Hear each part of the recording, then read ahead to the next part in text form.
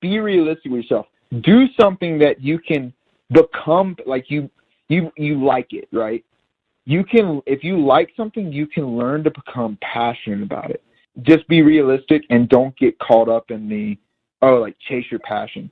Chase something that allows you to also, financially help you chase your real passion. You are now tuning in to the Roughnecks Podcast with your host, Cole Nixon. Much love. One last thing before we get into today's episode. A lot of people ask how they can support the podcast. Well, I have a couple easy ways. The first way is just listen and subscribe. And another thing you can do is go follow the Roughnecks Podcast on social media. We're on Instagram, Twitter, TikTok, Facebook, and YouTube as well. If you get something out of today's show, then do me a favor. Share it with a friend. If you really want to go above and beyond to support the podcast, then head over to roughneckspodcast.com and get you some of that merch. I appreciate all of the support, but let's get into today's episode.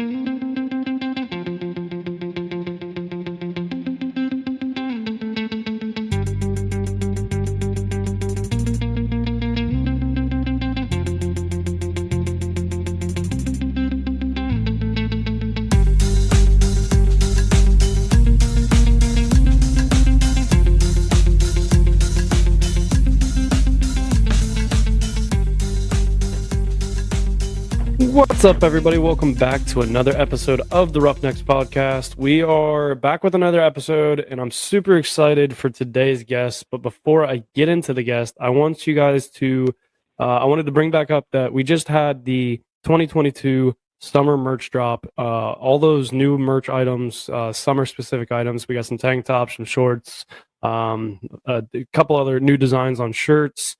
Those are out on the website right now, which is roughneckspodcast.com. So if you guys want to go check out the merch, you can. Some of that merch will be disappearing after once the fall merch drop comes in, which is in September. But so that stuff will be there till September. If you guys want to make an order, you don't have to. I'd just like to put it out there for anybody who wants to support the podcast.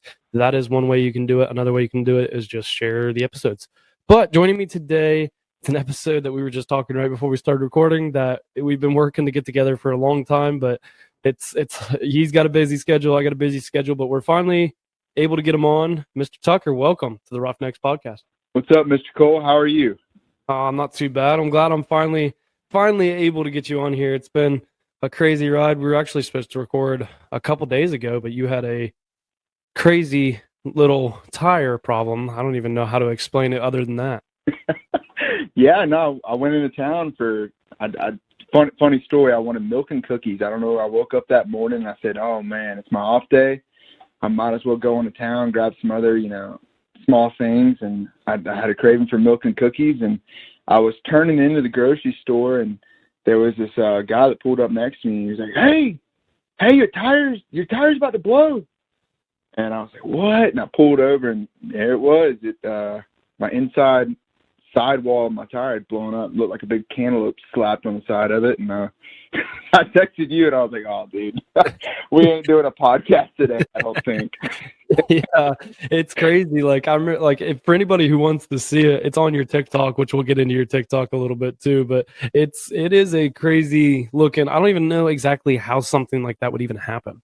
Yeah, you and I hopped on Google because it said what I read was it's usually caused from hitting curbs at like a super high speed. But I feel like you usually see that on the outside though, not the inside. Yeah, exactly. That's what I was saying. And I'm in the middle of the desert. There's no curbs. I mean, you just fall off into the sand. And not to mention, I was also in town. Yeah. And that puzzled me, and it also cost me about $2,500. But here we are. But to kick off every episode, I like to allow the guests to give the Roughnecks listeners a little background on who they are. So just go ahead and give the listeners a little, just basically who you are. Alrighty. So, hey guys, thanks for tuning in. My name's Nolan Tucker. I'm just a good old Southern boy. I'm from a small coal mining town in Alabama of 947 people. Grew up poor for a little while. My dad was a contractor for Big Army / National Guard in Fort McClellan and Anniston. Grew up with that background and kind of inspired me to look in the direction of the military, and that's kind of what I ended up doing. I served in the Marine Corps for 5 years. I just recently got out and turned to agriculture, and that's kind of how my TikTok blew up. That's how me and Cole here got involved with each other. And yeah, no, it's been a blessing. I don't think I'd change anything that I've done in my life. And yeah, next thing I know, I'm on podcasts and doing videos and meeting some great folk, and I cannot complain. Yeah, TikTok was originally, I remember, I don't even remember exactly what video it was, but I saw a video on TikTok, and I think the original message I sent you the first time, I think you were working on a ranch or something, and I was like, I'm pretty sure I asked if your ranch is hiring, and you said something like, ranches are always hiring or something along those lines. But I remember that specifically because that was the point in my life. Like, I just graduated college, didn't really want to go work a desk job, and like everything in me was like wanting to move towards the out west, because I live in Ohio, so I like everything was wanting me to just, I don't know, it might be like the stereotypical Yellowstone, people see Yellowstone and want to go out there or whatever it is, but I don't even think I'd actually seen Yellowstone at that point. But I don't know exactly what it was, but I just wanted to pick up. There was a few times where I was about to pack up everything in my car, or everything I could fit in my car, and just go, but I didn't end up doing. But that's where I originally found you, and I believe actually what it was, you were sitting on that front porch, or that porch that you had that are in a lot of your videos on TikTok, with that freaking hell of a view. But your TikTok also has a pretty nice following. Kind of take me through. I want to just start with that. Like, when did you see the TikTok take off? Was it when you started doing that, like the agricultural side of things, or what exactly was it? Yeah, so the backstory on that was, like, everybody knows TikTok was the whole dancing app thing. Disconnecting. No, you're all right. And, yeah, so everybody knew that, TikTok's like a dancing app, and I was making fun of it with my buddies, and one of my buddies brought it up, and he was like, hey, man, have you seen that there's, like, some actual, like, hard-ass cowboys that are TikToking? And I was like, what? No way, because I didn't have the ad. You see it on Instagram and whatnot of, like, girls and guys like dancing to like weird pop songs, whatever. I was like, what? No way. Like, are they dancing? They're like, no, they're doing like quote unquote education style stuff for like agriculture. And I was actually on an internship in Montana last year for 6 months. You're towards the end of, which I'm sure we'll get into this later, but your last couple months in the Marine Corps or Army, you can make your own internship. The other branches, it's called Skill Bridge. And I created my own through ranching, because all you have to do is find an employer that'll house you. So I was already out in Montana, and this was, I think, in like early August. And one of my buddies had brought it up to me and was, hey, man, maybe you should look into that. So I downloaded the app and started messing around. Just posted some stupid videos of me like cooking eggs in a skillet on a campfire, just stuff like that. And then one day I was sitting there and I posted a video of me drinking a Coors Banquet overlooking the house that I was living in. I guess you could say like a bunkhouse, quote unquote, was right beside this old cottage, like little frontier cottage from like the late 1800s that had been moved from Harlow, Montana, over to the ranch. And the porch is just in phenomenal shape. The inside is it's tore up. Nobody lives in it, but I would always sit on the porch, have a beer after working most of the day, and just sit there and collect my thoughts. I'd write, I'd read, whatever it is. And I ended up propping up the phone on the windowsill and popping a video real quick and the comment was, hey, go find your own, and I put quotes, Montana, God knows that I have. And threw some like cultural wall in the background, and I went to bed. I posted it, went to bed at like 7 p.m., woke up about 4 a.m., get ready for the day, and looked down at my phone, and it had, I think, like almost 2 million views. I had gained over 20,000 followers, and I was like, what is going on right now? And yeah, so from there, it started popping off, and people were commenting like, holy, how did you get there? Like, what did you do? And yeah, that started the foundation of my TikTok. And from there, I started talking about how to make yourself marketable, how if you are interested in agriculture, ranching, farming, whatever it is, especially, if you're younger and you don't really know a direction that you're going, and, you don't really want to go to college, but you don't want to join the military, whatever it is, this is a phenomenal option to look into, just because, there's a labor shortage in America across the board, but there is truly a skilled labor shortage in agriculture. It's where I feel like, I was going to mention it, and I already kind of did, but like too many people, they see the Yellowstone, they've seen the show, and I feel like some of them are like, oh, I could do that. But like, you don't truly see what it takes to do that kind of life. Like, they don't really see what it's like. And I just like honestly, just take us through like a typical day for you. Like, how does it go? Which I know none of your days are probably real typical. They never are. So one thing that really drew me to this lifestyle, and that's what it is. It's not a career. It is a lifestyle. Every day is different, and I mean it. I'm talking, for example, today I woke up and it's hay season, okay? And your goal is you want to sock back a couple tons of hay per head, and so you can feed through the winter and you don't have to worry about food. Well, your equipment is your lifeline. That is what is producing that hay storage for you, right? And woke up this morning, walked outside, went out to the swather. It cuts the hay and then makes it into nice little columns, and then that's what you rake and then bale with down, in a couple of days after the hay's dried out. And the whole left side of the header that cuts the hay, the hydraulic piston had just completely went sideways. Don't know how. It's just ranching. So that was most of my morning, was working on that, trying to figure out who, what, when, how, and why, and how to fix it. And that's what I think. As you said, people have this, I guess you could say, unrealistic expectation with working on a ranch or farm. We'll talk ranching right now.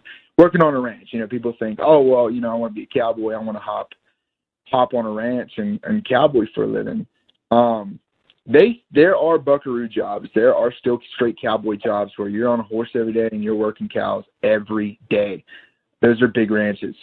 On your smaller ranches, which is majority of ranches in America, your small little cow-calf operations, and I say small with quotes,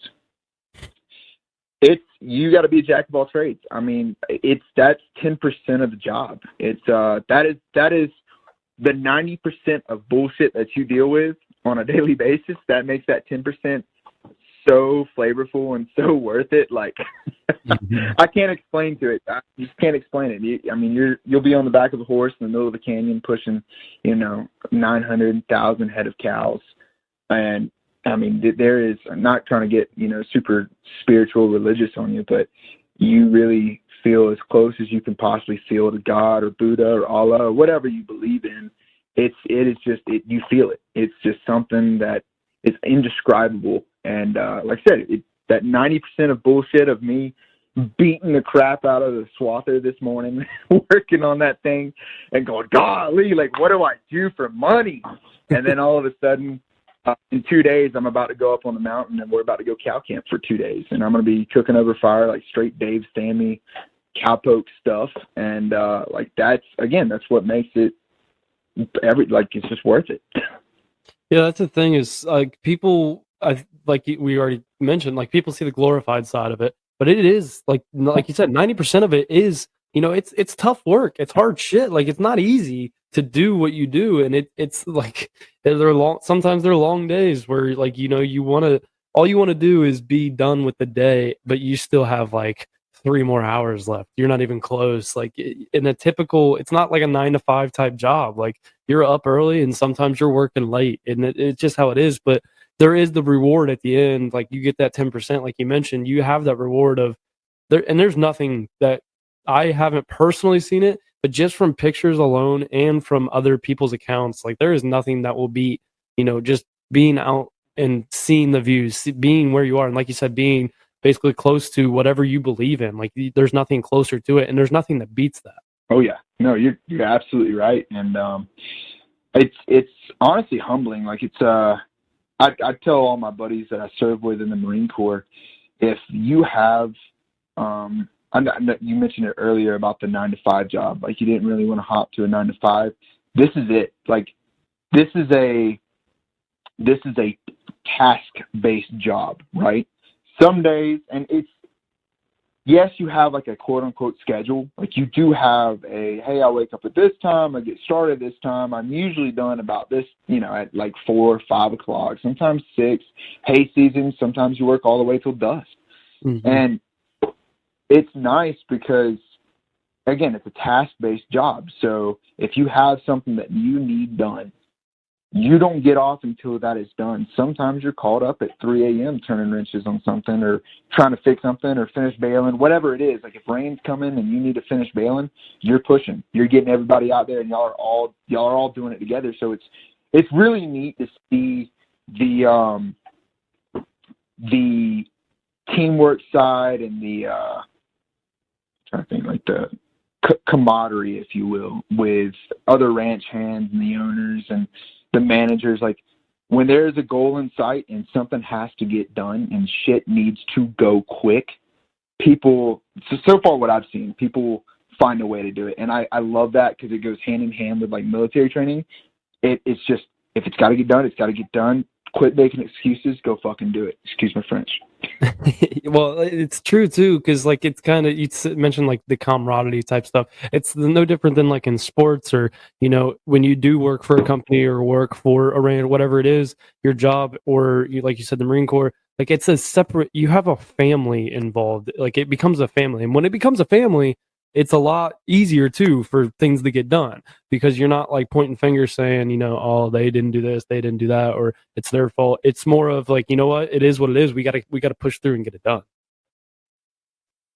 Absolutely. No, without a doubt. It's truly, now I'm speaking on smaller operations. I haven't had any experience with like the really, really big stuff yet. Mm-hmm. Maybe down the road. I've fallen in love with this, like I said, the lifestyle, just the smaller ranchers that aren't, hundreds and hundreds of thousand acres that are owned by some type of corporation or like some head guys that are billionaires, nothing like that. Like you said, it's small family stuff that's been in the family for a long time.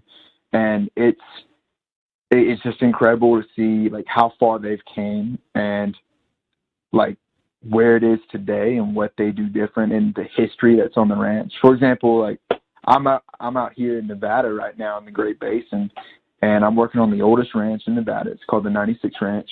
And I was talking to the owner, and she was telling me about just the history of this place. And the ranch started in 1864, and their great-great-granddad, his name was William H. Stock, came out here in a couple wagons, said he was deeded this land from, I think it was like some type of homestead act that Nevada had came up with, Nevada territory. It wasn't a state yet. And he came out here, settled this area, dug a hole, took his canvas off of his wagon, put the canvas over the hole, and he lived in that hole with his family for 10 years. Like, oh my God, what? The grit, oh my God. You don't see that anymore today, that's for sure. Yeah, I don't even know if I could do I don't even know if I could do it for a year. Live in a hole in the middle of, like, high altitude desert, there's barely any water, and he was like, oh yeah, dude, this is cattle ranch right here. Like, what? Nuts, absolutely nuts. It's just crazy too to think about that. Like, I don't think people truly understands that sometimes too, like the history that's behind it. And like, like there is history behind, everybody has their own history, but that kind of history, it's so cool to listen to. Like, I'm sure it was awesome to just sit there and listen to the story that she was telling you. Like, it's just an awesome thing. And like, I'm not necessarily a history buff, but when it comes to that kind of stuff, I'm always listening. Like, I'm always down for those kind of things. But I wanted to kind of ask you, I don't know if you've seen Yellowstone. I'm sure you've probably, seen stuff of it if you haven't seen it, but like, how much of like the Yellowstone stuff compared to like the real life do you think is true? Okay. Good question. So I have Because it's got to be a question that a lot of people want to know the answer to. Oh yeah, no, everybody, including my own family, they're like, "Dude, is it like Yellowstone?" No.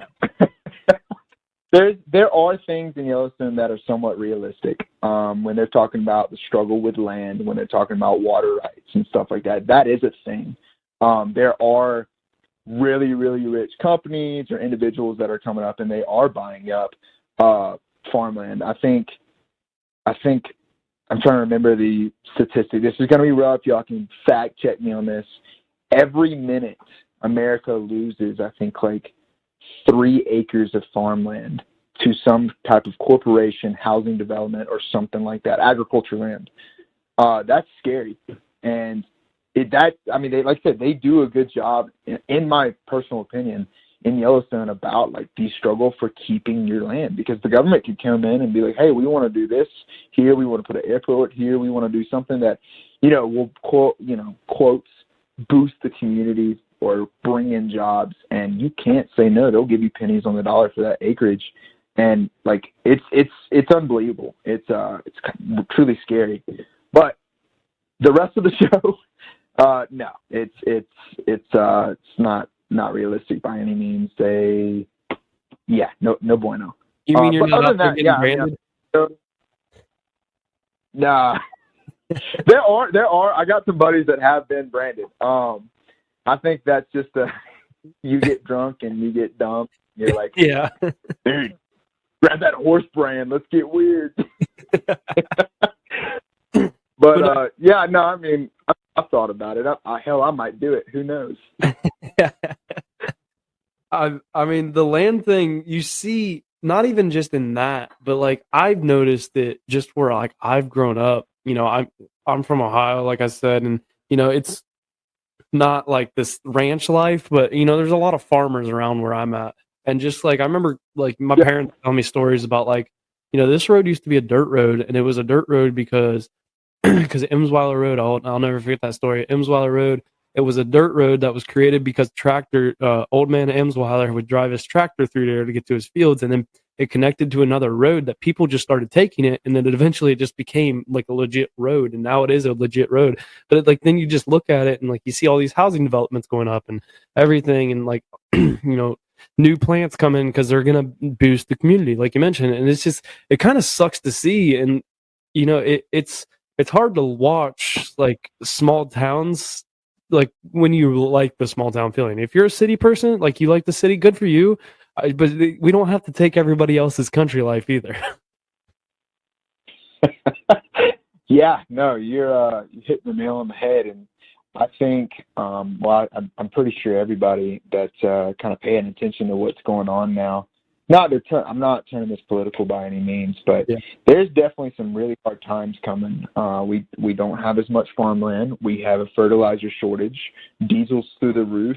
Just the hay this year to cut our hay to put up for the cows to make it through winter, it's going to cost us almost $20,000 just in fuel.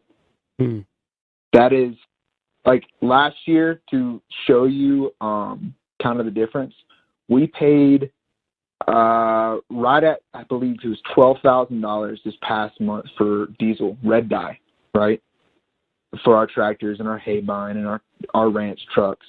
And then for last year, compared, we spent about $4,000. You do the math. Yeah. And what's scary about that is a lot of like big corporations can eat that for a little bit. They can, with the inflation stuff and the shipping cost of things, because now trucks aren't able to ship stuff for $2 a mile. It's now like $7, $8, $9. Also depends on what like area you are in the United States and whatnot. But it's about to get scary, and I think it's going to be, in a weird way, I think it's good to an extent, because it's going to really make people open up their eyes. Like, I got some friends back home that like are just living in a cloud of la la land, that thinks that steaks pop out of the freezers in the grocery store, and they don't think about the poor soul on horseback or a four-wheeler, a side-by-side, whatever it is, on some operation in Georgia or Alabama that's raising that that beef cow right there that they're about to eat. Like I just, like I said, with the hard times coming, I think it's going to open up a lot of people's eyes, and I think they're going to have to take a step back and be like, holy crap, oh my God, like this, we might be in trouble. We need to do something. So who knows? Yeah, I think some people just think, oh, they can just butcher another cow. It's not that big of a deal. Yeah, there's a lot more that goes into it than just, butchering a cow. Like, you got to get it there to get butchered first. But kind of like, you talked about the fuel, and you guys are a lot bigger operation than what I'm with, because I mean, the company I work for, I put in fiberglass pools. That's what I like, and it's only a 4-man crew. We're a small crew. We only have, one dump truck, a semi. Like, we don't have that many trucks and stuff, but going off of that, like and just from like the beginning of the year till like now, like we're paying $600 more like our $600 more a month or something, and it's like we're only 4 people. Like, we only take 2 trucks to the job. Like, we don't drive a ton of vehicles, and we're $600 more than what we were at the beginning of the year or whatever this time last year. It's like how and my boss was like, I'm seeing a lot more heavy duty trucks sitting on lots for sale and stuff. And he's like, I think a lot of people honestly are closing their companies because he's like, I think people are saying fuck it. And I was like, I think they're honestly, some of them are saying fuck it, but I also think some of them don't have a choice. And that's the other realization that I don't think people are quite understanding. Some people are closing the doors not because they want to, but because they cannot afford to. Yeah, no, you're absolutely right. It's getting scary. For example, if you go on TikTok, just type in Texas ranch, the Texas drought. There are the flood of cattle right now on the market has completely destroyed cattle prices because the drought here in the Southwest. I don't know if Montana's having a bad drought. I'm pretty sure they're doing all right. But there's different regions for cattle markets, right? So you got, the Southeast, you kind of got like the Midwest, and then you have the Southwest and then the Northwest. So with Texas and Oklahoma and Kansas right now, the drought is so bad, there is no hay. And to truck hay in is too expensive because of the fuel prices. It is, like, everybody's selling out. Everybody is literally dumping cows that they cannot pull through winter. Like, they will starve. And it's dropped cattle prices, and it's, like you said, they financially cannot do it. And that is what is, like, it's about to get a little scary. I'm not trying to sugarcoat nothing. So just buckle up. That's the thing. I don't think people realized it. People are just trying to, like, and that's the thing. I think it was sugarcoated for too long. And I think more people are starting to wake up, but it's like because I think at the beginning of all this, everybody was like, oh, it's going to get better. Like, you're going to hit a low point. Like, we're eventually going to come back out of this. But now people are starting to say, like, when does it stop? Like, when do things get better at this point? And, not making it political or anything, just honestly, like, it is a very tough time for a lot of people, and it's not slowing down by any means. Oh, yeah. If anything, it's speeding up, and it's a lot of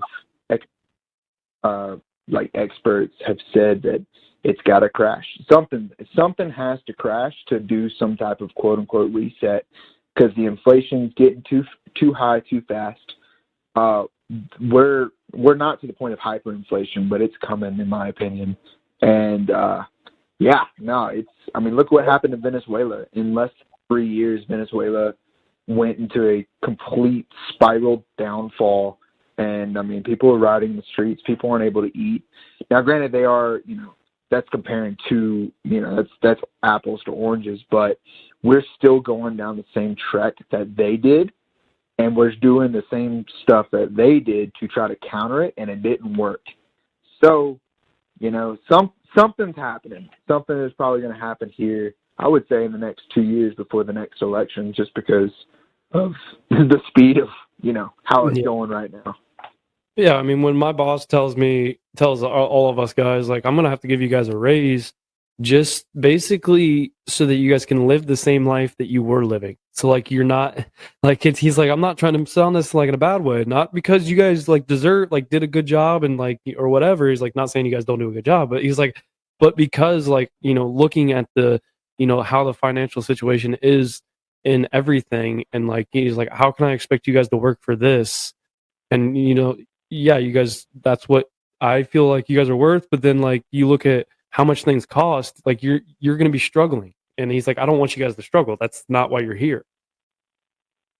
Oh yeah, no, yep, yeah. Just live the life that you're living right now. That's Oh God, that's terrible. Oh man. So, but no, that's go ahead. I wanted to kind of ask, and I feel like this is kind of a question that you may have been asked before or answered on TikTok maybe, but like, is this a life? I want your opinion. Is this a life that you choose, or is this life that chooses you? Because like you said, it's not a career, it's a lifestyle. So is it something that chooses you, or do you choose it? I've not been asked that. That's a good one. That's a really good one. I like to come up with questions that you've never had before. That's kind of my goal in this podcast. Yeah, no, I appreciate it. This is a deep one. And it's, as much as it pains me to do this to you, I'm gonna go with a little bit of both. It does take a special kind of person. Not calling myself special, but it takes a like-minded person like myself that can handle task-based jobs and high-stress scenarios, because it is that. It is, again, you have whatever livestock that you're raising on a ranch, whether it's sheep, pigs, cows, whatever. Those animals are relying on you to live. And they, like, if you make the wrong decisions, and that's another reason why I think I'm in love with it, is if you make that wrong decision, the consequences could just be beyond drastic. And again, with the Marine Corps, it went hand in hand. Like, you know how the military is, you're borderline brainwashed. That's how we're taught. Like, if you make the wrong decision, if you choose to do this, you choose to do that, you can get somebody killed. You can get yourself killed. And again, high stress scenarios, I've noticed that I do really well with them. I usually keep my head pretty dang straight, and I'm able to maneuver it and figure out what's going on, because you will make a plan. And I've seen it time and time again, and I've seen folks that aren't used to this, and they leave their office job, or they leave whatever job that they have, and they want to give the ranch life a try, which, hey, I'm all for it. Like, come on, we need good folks. If you give me 20 Yellowstone fans, little fanboys, that think, Rip is like Big Daddy, and, Casey's like, oh my God, whatever, and they come out here, there might be one or two decent hands that are worth a damn. Like, we need it. We need it that bad. Fucking give me them. Like, I don't care. And, like, if we can, I'm trying to think how to explain this. If we can get those people coming in, like, oh my God, this entire industry would just, it would change on such a drastic level. It would be amazing. But I've seen the people from the office jobs come in, and they can't handle it. They legitimately cannot handle the fact that they need their days off. They need to know that I am off Fridays and Saturdays all damn day, and I don't have to worry about anything. Which on some operations you might be able to. On the operation I might be off on Sundays. It's my day off. But if something does happen, yes, they compensate me for it. Yes, they pay me more. But if something needs to get done, it's got to get done. And again, I love it. I thrive in that style. You're almost on that. I feel like you're almost on that on-call situation at all time. Yeah, no, exactly. It's just like an on-call job. It is a task-based oriented job. And like I said, you have like rough, quote-unquote, sketch hours. Like, that you can wake up. As long as the job gets done, it gets done. You could hay all night if you want to hay all night and sleep during the day, but you're still on call. So if something happens, if the cows get out, or there's a wildfire, God forbid, or something like that, like, you are like, boots on the ground, you're getting it. So do you feel like the military almost helped prepare you for this kind of stuff? Or, like, is there a correlation between the two? Yeah, no, I truly do think it's been it was a blessing in disguise, let's put it like that. With the training that I received in the Marine Corps and all that, so if anybody's wondering, what I did in the Marine Corps, I built jet engines. I was a maintenance guy, and I worked on the Harrier. I don't know if you ever played Black Ops, but it was a kill streak, the thing that would float up in the air and shoot you.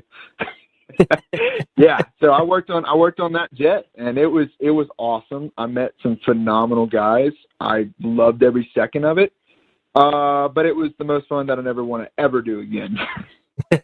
It was, dude, it got bad sometimes because you work in a maintenance. When you work in a maintenance department, all they care about is product.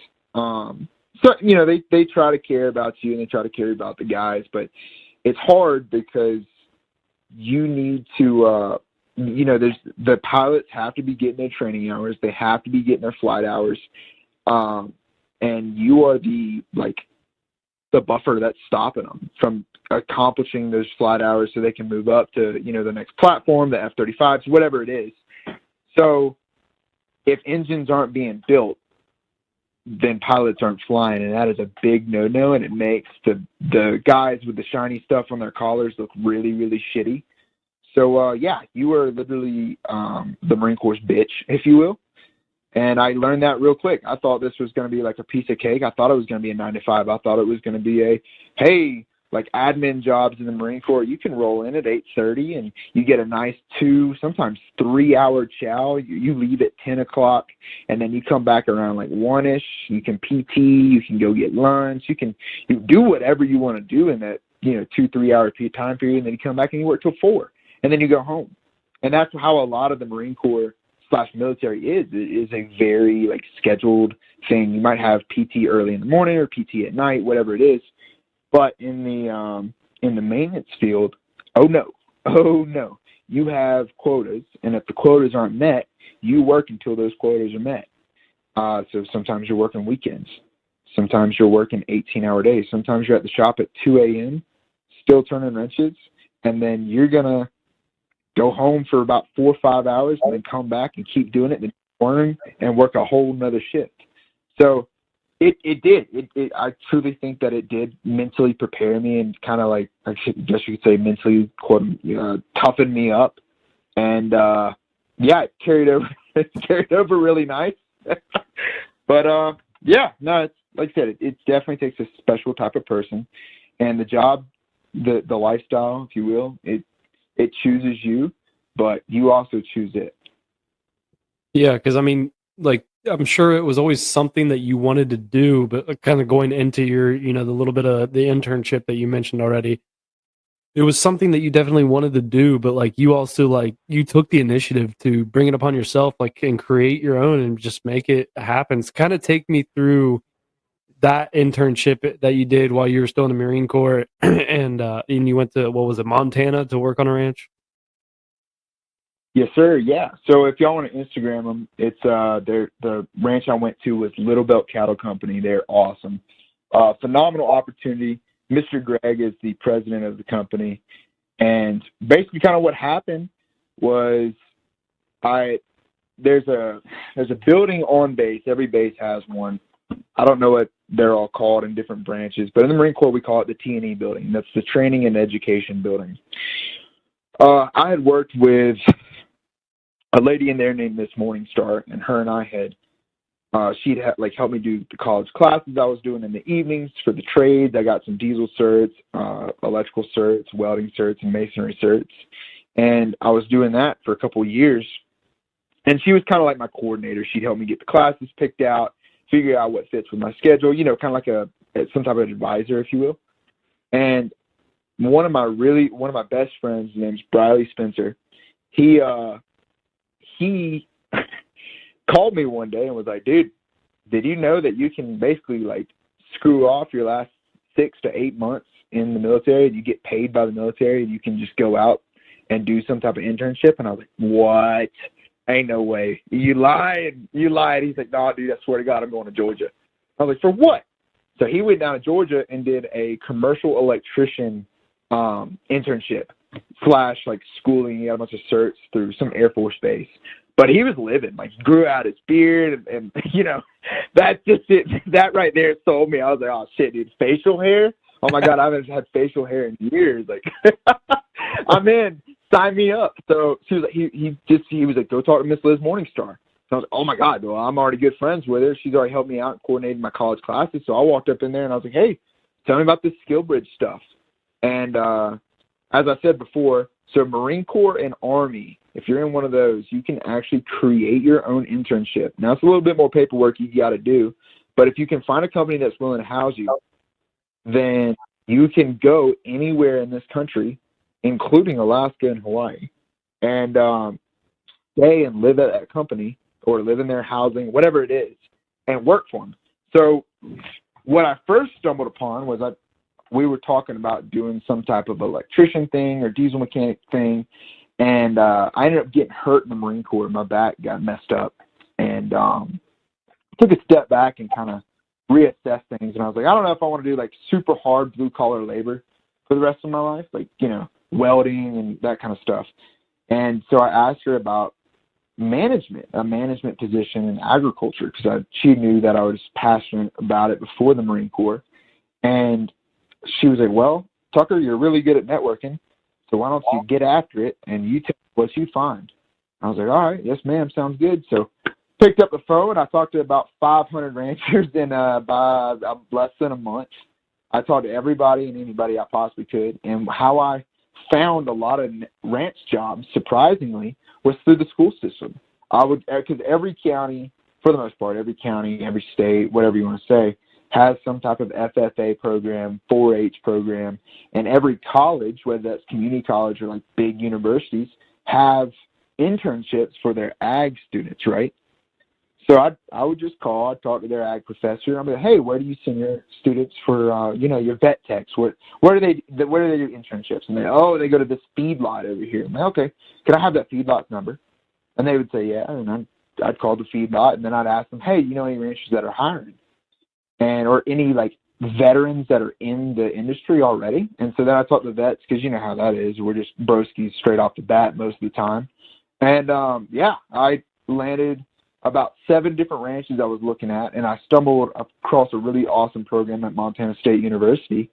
And that's what I networked through and ended up finding Litte Belt Cattle Company. And I was like, oh my God, this might be right up my alley. I had spoken to a lady named Dr. Frost up at Montana State. She was awesome. She made the introductions, and then it was up to me to like sell it, if you will. So that's exactly what I did. I pitched them the paperwork, said, hey, you don't have to pay me a dime. All you got to do is you got to house me. The Marine Corps will pay me the entire time. And I get to work for you for up to 6 to 8 months. And that's exactly what I did. And he said, come on. I passed the paperwork, got it approved by the third time. I kept getting denied. My CEO didn't like it, and I basically told him to fuck off because I went above him. I went through headquarters Marine Corps and got a waiver from a colonel, and that outranks my CEO at the time. And I basically told him to pound sand, and I was like, well, I'm going headquarters Marine Corps already approved it, so you can get your panties in a wad about it, but pound sand. And left for Montana and was out there until the first of the year, came back, and then processed out of the Marine Corps. But I loved it, and I recommend anybody that's kind of stressing out about who, what, when, where, how, and why, what are they going to do after their service, look into the SkillBridge stuff. There's so many awesome programs that aren't utilized because your command doesn't tell you about them. Go ask questions. Just trust me. Ask the questions. And I promise you there's probably a program for it. There's over 3,000 schools, certs, internships you can go to in the U.S. right now, and it's increasing every day. Damn. The one thing that I really like that you said is networking. That right there, and like you literally proved it. Like, and that's something that's been talked about time and time again on this podcast is, find the like connections and relationships and networking. It is important to network. It is so important because you never know where it's going to take you in life. Because I look at, this podcast itself and the job I have, like it all wouldn't be possible if it wasn't for networking. And like, I always used to be afraid to ask people like you to come on the podcast when I first started, because like, it's like, nobody's going to want to do it. And then, so I always had people that I knew, like nothing against the people I originally had on. Some of them were awesome people, like, college athletes and stuff like that. Like they did good stuff, but it was then like this podcast itself be able to expand because of networking. All you got to do is take that chance and just, all you got to do is call them, text them, shoot them an email, whatever it is. All you got to do is that, and then that starts the conversation. If you spark the conversation, like sometimes that, like, people want something, but you don't. It's not going to come to you. You got to go get it, essentially. No, you're absolutely right. And what I've actually learned with the whole networking thing, well, I'll say this. I'm sure y'all have heard it time and time again. It's not what you know, it's who you know. What you know comes later. Once you meet the people and you land where you want to be, that's when you need to be able to back up your talk. That's when you need to be able to be like, oh, I actually wasn't fucking lying about that. Here, I'll prove it to you right now. And, you do whatever you said you were going to do. Be a man of your word, woman of your word, whatever you want to call it. The second thing that I learned from this whole networking experience over the past, year and a half, call. Texting's great, but calling is usually just really professional, because then you can read somebody's attitude with their voice. You can see if you can't meet in person, obviously this is like the second option, but you can meet in person because then you can read somebody's body language, their expressions, how they're saying stuff, and you can kind of feel the demeanor of them, right? If you can't, get on the phone call, because stuff gets mistaken all the time over text. I'm sure y'all have had it. And stuff gets mistaken over email. People say stupid stuff that doesn't make a lot of sense. And then you're sitting there like, holy shit, does he want to do this? He just said, we'll see. Like, is that like a shirt? Like, well, yeah, we'll see. Or is that like, I don't know, we'll see. And you're like, and you're overthinking it, freaking out. And you're like, fuck, man, I should have just called this motherfucker. So yeah, get on the phone and call folks, because like I said, it's more professional. That's if you can't meet them in person. It's more professional. You can hear if they're actually passionate about whatever you're talking about, and even if they're interested. And if so, hit it. And don't be annoying. Okay, I give people a couple days. I give them 48 hours, right, on a business. Like Monday through Friday, they got 48 hours to think on something, and then I'm going to hit them again. And I'm going to call them, or I'm going to text them and be like, hey, you're going to get on a phone call. Have you thought about this? Whatever it is. Follow up. For example, me and Cole, we've been trying to do this for a couple months of getting on this podcast. It's life happens, you're going down a road and all of a sudden you blow a tire and you're like, I'm an hour and a half away from the ranch. Like, what is going on? Right. Like, oh my God. Like, it's just life. If you call somebody one day and they're like on fire for it, and then you don't hear from them for a couple of days, follow up, because life probably had them. It probably hit them in the mouth. They're doing something. They're juggling 7 different things, and you're on the back burner, and you will remain on the back burner if you do not do the follow-up stuff. So, yeah.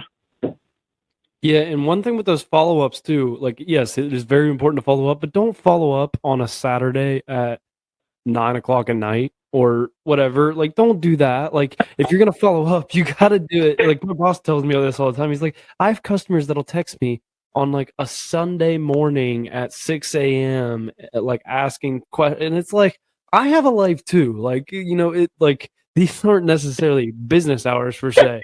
And but like the other thing too, yes, and like when you get that chance, and like talking about us, like things, we've been trying to get this recorded and whatever, but like, I'll give you credit. You stuck to your word. You said you were going to do it. We said we were going to make it happen, and that's the other thing. Like, if things happen, life happens, yes, but still stick to your word. If you say you're going to do something, find a way to make it happen. Now, I understand, like, that doesn't necessarily work for like every situation, but most of the time, if you say like, hey, yeah, I'll come help you with this, and life happens, that's fine, but still try and make an effort to, if it's a multiple day project that somebody's working on, they ask for your help on, go help them the next day, or go help them when you're done. Like, still stick to your word. Don't just blow it off. Damn right. No, absolutely. And that is one thing that I've learned is Say what you mean what you say, and do what you say. And if you can't, you figure out how you can, I don't want to say compensate, but make it up to that person. Like, if you can't do yada, yada, yada, and you said you would be there, you said you would do it for them, find some other need of theirs and fulfill it as fast as possible. Because, not saying a lot of people do this, but I've seen a lot of people do this. People hold that shit over your head, and it's terrible. And oh, well, you told me you were going to do this that day, and you never did it. And then, it's little snark remarks, and it's annoying. Like, just do it. Just do it. Suck it the fuck up sometimes. It sucks, and you're sitting there going, oh, my God, why did I ever say I would do some dumb shit like this? Just do it. It is what it is. You chose to, go down that path, so suck it up. A man is only as good as his word. That is one thing I remember being told when I was younger, and then you see the videos of it all the time now. But that was before social media when I heard it. But it is true. Like, you are only as good as what you say you're going to do. If you tell me you're going to do something, you better do it. Otherwise, there goes trust. There goes a lot of different qualities that I now disbelieve in you, because in any more today's world, we're given too much fake promises, all these promises that oh, I'll do this, yeah, don't worry about it. And especially, like you said, text. And that's where it is important to call, because if you're talking to someone on the phone or you're in person talking to them, you can tell if you ask them to do something, they're like, yeah, I'll help you. And it's like, yeah, you're not going to be here. You can tell real quick. You can tell the people that are like, oh, yeah, I'll be here. Don't worry. I got you. The people that are going to actually help you versus the people that are just saying it to not be a dickhead. But in reality, you're being more of a dickhead when you are lying about it. Nope, absolutely. No, you're right about that one. And I'll even add to it. You said a man is only as good as his word, and I'll put a comma at the end of that and say, because it is all that a man or a woman has. I mean, truly, that's all you got. It is your word. And like you said, if you shit on it, nobody trusts you. Nobody wants to use you. Nobody wants to be around you. Nobody wants to be your friend. Nobody wants to be your husband, wife, whatever it is, because you don't fucking follow through, and nobody wants that. Exactly. So, one of my, I don't know, it might be last, might not be, I don't even know anymore, but one of the things I wanted to, you posted a TikTok about it a while ago. It was, I think it was back when you were in your internship, but it was $30K a year. How can you afford that? People don't understand the other benefits, I feel that come from the ranch life. So kind of take me through that. I know you've answered it on TikTok, but kind of take me through your answer to that, where somebody was like, how can you afford to live off 30K a year or whatever it is? Absolutely. So, oh boy. Now, take this with a grain of salt. I'm speaking on my experience, and I'm speaking on the family style operations that I have worked on, right? This isn't some large corporation. I don't know how that stuff ticks. I don't have any experience with it. But what I have seen is, yes, you make about $30,000 a year. I don't pay for housing. I don't pay for utilities. I don't pay for Wi-Fi. The ranch that I'm currently on, they're amazing. It's a phenomenal opportunity. They also feed me almost 3 meals a day, 2 or 3. I know lunch and dinner I get. Breakfast sometimes is on me, but what's bacon and eggs, I have a ranch truck that I'm driving every day. Actually, we have 2 that I'm driving every day. I don't pay for fuel. If I want to do anything that's going to cost me money, that's me taking my own personal vehicle into town. You have no overhead. So you take somebody that's making $70,000 a year. I think the national average is in the 50s. You have a mortgage or you have rent. If you have rent, you're paying basically a double mortgage. Then you're going to have utilities. Then you're going to have your insurance, right? Your home insurance. Then you're going to have your food bills, and then you're going to have your Wi-Fi. I would say you're going to have 1 to 2 car payments, because that's just the American way. Then you're going to have your credit card payment, because that's, again, the American way. It's so easy to get tangled up with the debt on the I don't want to say on the outside, but essentially like in a 9 to 5, working in like an urban style, suburban neighborhood, whatever it is. And like the counter argument that I've had with people is like, oh, well, you don't have any positive equity. You don't have a house. You don't have anything to your name. You're just a farmhand. You're just a ranch hand. Yes, but if you're smart with your money and you're able to invest, like you can get ahead really, really easy. And this is really good for, younger folk that don't really know the direction that they're going to. This allows them to kind of get in the groove, get a real feel of, I guess, like working. And like, if you hate it, then you hate it. And this will motivate you to move on and keep going and keep grinding. And if you want to go to college and you want to do that, then you can find a way to do it, But I don't know. It is truly a really easy way of living, if you will. And when we sell cows and whatnot, they also throw me beef. So I personally, I think it's an awesome setup. I'm not having to stress. Like, people are trying to figure out how to make ends meet, and rent's going up every day. And again, I'm truly blessed with this opportunity I got, and I'm not having to stress out about money to that extent. And I'm able to save, and I'm able to invest, and I'm able to kind of like set myself up for the future. So if I do down the road want to leave this or go into something different or go into another operation, and I don't, they made me pay the utilities, or they made me, whatever it is, I have a lot more of a cushion than, somebody living paycheck to paycheck, which that is majority of America right here, right now. Yeah. I mean, it, and the thing is like, you're doing something you love too. That's the most important thing when it comes to a job that I think anymore in America we forget about. Like, anymore people forget about the fact that, you spend, I think, what is it, like a third of your year or a quarter of your year, whatever it is, at your job if you work a 9 to 5 and you work 40 hours a week, whatever it is. So if you think about that and you do the math, like, why would you want to go somewhere and do something that you hate? Because I've had, people, I have a college degree. College wasn't for everybody. I went to college, probably wasn't for me. The only reason I will say this, I've said it before, I think the main reason I went to college was the fact that I was playing college football. So that's why I went, and I ended up getting my degree out of it. And then I come home, I have a college degree, and I come home and I work a blue collar job. And they're like, people all the time are like, why are you doing that? What, like, are you, like, you have a college degree? And it's like, I don't think I could sit in an office. I don't know until I try. But like, my thing is I love my job that I have now. Yeah, I might work 50, 60 hours a week sometimes, but I also get the winters off. That's kind of nice. And like, if people don't understand is like, work a job that you love to do. Do something that you love, because you spend so much of your time there.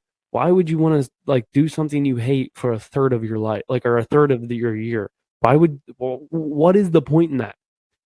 Life is too short. We've seen it with a lot of people where life ends unexpectedly. You never know when your last day is. Your time clock is always ticking. Do you want to literally, some people say, oh, it's just for now. It's just for now. It's just for now. All right, that's fine. But like, people say it's just for now for that, like that, they say that for too long. You have to make an effort to move to something that you really, truly enjoy and something that you love to do. Yeah, no, I'm right there with you. But what I will say is be realistic with yourself. So one of the main reasons that I like this is I told you there is no overhead. It's not costing me anything. It's saving me a crap ton of money. I truly enjoy the lifestyle. Yes, I got to deal with some really, really hard BS days sometimes. And, some days it's sunshine and rainbows and, you're pooping butterflies or whatever it is. It's great. But be realistic with yourself. If you want to be I want to be a photographer. I want to be an artist, whatever it is. Hey, props to you, but that is a super, super specific field. And it is extremely competitive because everybody nowadays is a photographer with their iPhones. You're going to have to spend the money. So now you need to ask yourself, how are you going to spend that money?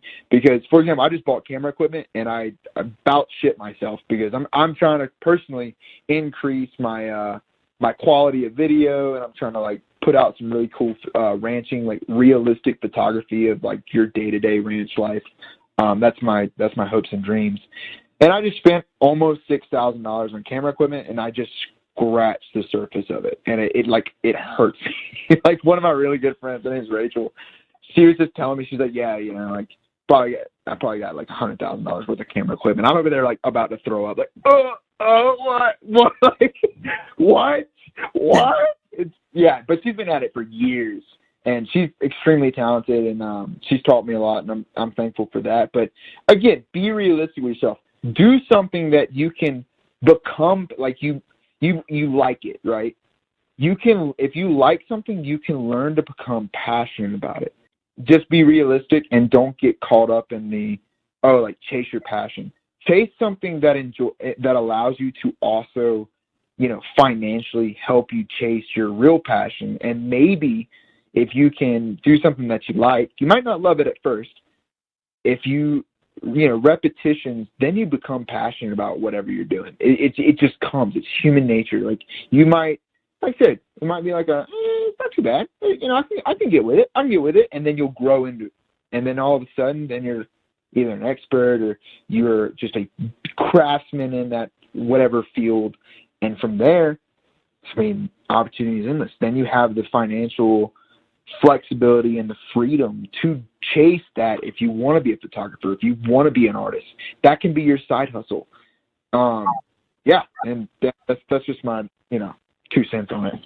Oh no, I agree with you 100% because, like, I'm not a full-time podcaster. This is not what I do for a living. Like I already said, like, I do something I say I love, but it's more of the like, you know, it's something that you can learn to love.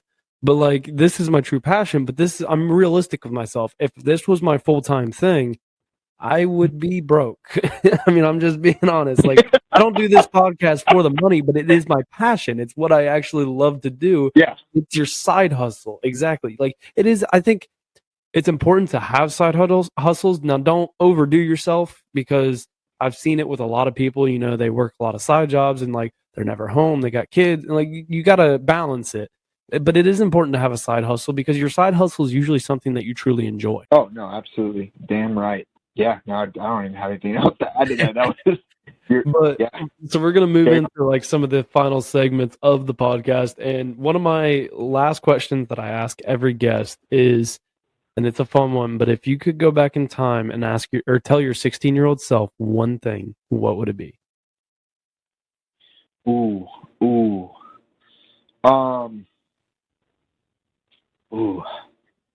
I'm gonna be a little I don't want to say negative, but I would tell my 16-year-old self.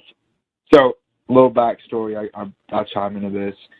Small town, the South. Like, everybody's in a rush to get married.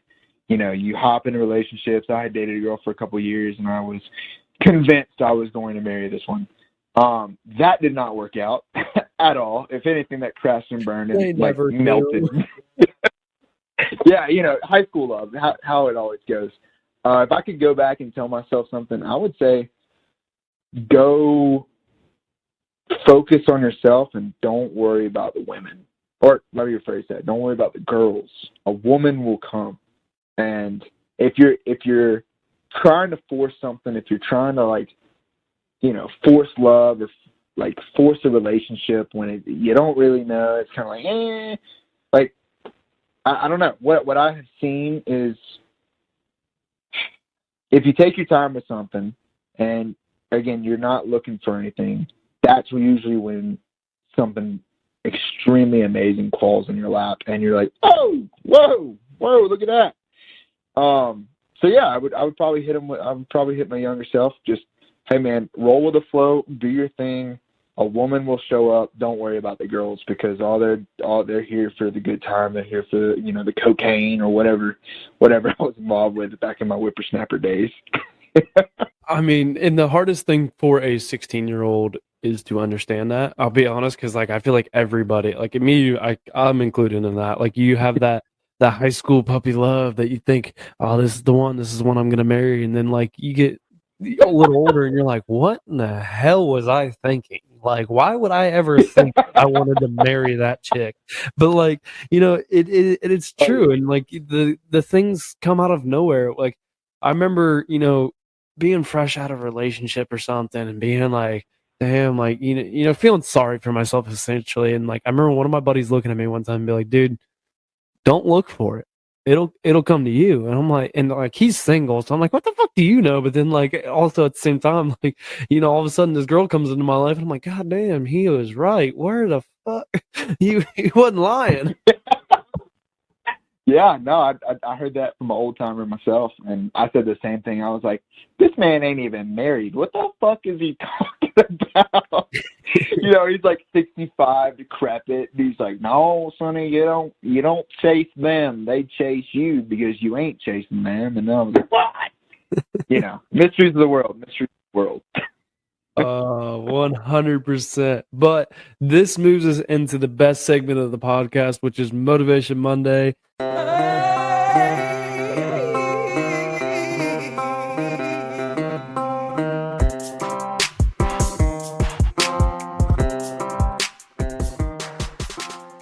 Motivation Monday is where I allow the guests to give the Roughnecks listeners a little inspirational bump to set the tone for their morning as they listen on Monday morning. So what do you got for Motivation Monday?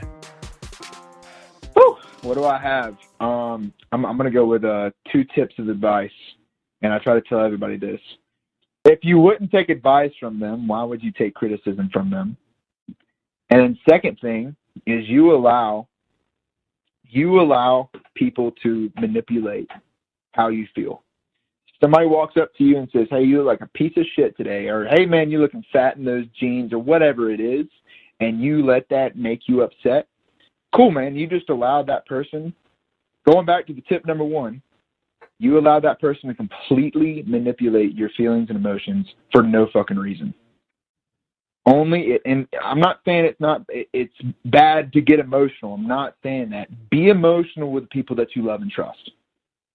Don't, on some random fucking stranger in the street, or some guy on TikTok, or some girl, or whoever it is on Instagram or social media, laugh, okay?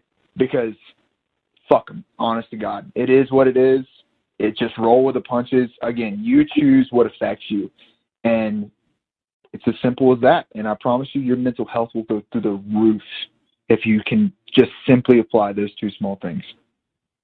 You choose what affects you. That, there was a lot of things that stuck out to me and everything that you just said, but you choose what affects you is the biggest thing. You can allow yourself to get bothered by this or that. But what, like, when you finally sit back and, like, going back to the whole 16-year-old thing, there was things at 16 that we looked at, like, we would get so upset about, I think one episode we talked about, we always used to worry about who's going to who with prom or whatever it is. And it's like, you look when you're older and you're like, that doesn't even matter. It comes with age, but also at the same time, you have to, when you finally realize to take a step back and truly understand. And it's the whole, it's kind of cliche, but is it going to bother you in 5 years kind of thing? Why spend 5 minutes being pissed off about it? Like, there's no point, because like, if it's not going to bother you in the future, why are you getting so angry about it now? No, absolutely. And again, it also speaks so much of your maturity when you're able to process like a really shitty situation that somebody's trying to put you in, and you're able to completely kind of deflect their manipulation right there and calmly just be like, sorry, man, fuck off. Have a good day. Or God bless. And then you just like walk out the door, and it pisses them off, because then they're like, oh shit, like I was trying to get this motherfucker riled up and I couldn't do it. And then they, it's really awesome, because you're able to kind of slow down and process stuff, and you're not, how it is, like you're quick to fight or whatever it is, and then you end up getting in a really bad situation. You end up getting, there's 7 versus 2, and you're like, oh fuck, man, I'm about to get my shit kicked in, and it allows you to process stuff, and you don't end up in as bad a situation. Sometimes you still end up there, but it is what it is. Yeah, exactly. But hey, man, that's a wrap on this episode of the Roughnecks podcast. I really appreciate you coming on. What's your social media, like your TikTok and stuff, so people can follow you? We've mentioned a lot of it. So what is your social media tags so people can follow you? I'll also put them in the episode description. So it's Spanish. What it means is learning buckaroo. So we'll just have to put the links down in there, because if I say it, people are going to be like, how do I spell that? You can also look up my secondary TikTok. That is easier. That's in English. It's Tucker's Rambling, and I'll have my link trees in there. You can click the link tree, and it's got my Instagram, my main account, and some other podcasts that I've done in the past. And I'll also throw yours up there as well, Cole. And yeah. Well, man, I really appreciate you coming on. I'm very glad that we were finally able to get this done. Maybe in the future we can get another one in, but we'll see. We might have to start planning that for like next year, like right now. No, absolutely, man. Thank you, Cole. I appreciate it, man. I had a good time. But with that, you guys know the deal. Life is hard and is going to knock you down just like a bull does to a bull rider. Don't let the bull of life walk all over you. Get up, grab the bull by the horns, and take control of your life. Roughnecks out.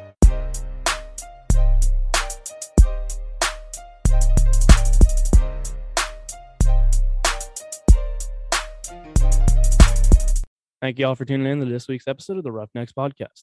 If you liked today's episode, then be sure to subscribe, rate, and review, and share it with a friend if you got some value from it. Head over to social media and follow the Roughnecks podcast on Instagram, TikTok, Twitter, Facebook, and subscribe to that YouTube channel. Don't forget to get you some of that merch by heading over to roughneckspodcast.com and subscribe to the newsletter while you're there. See y'all next week. Roughnecks out.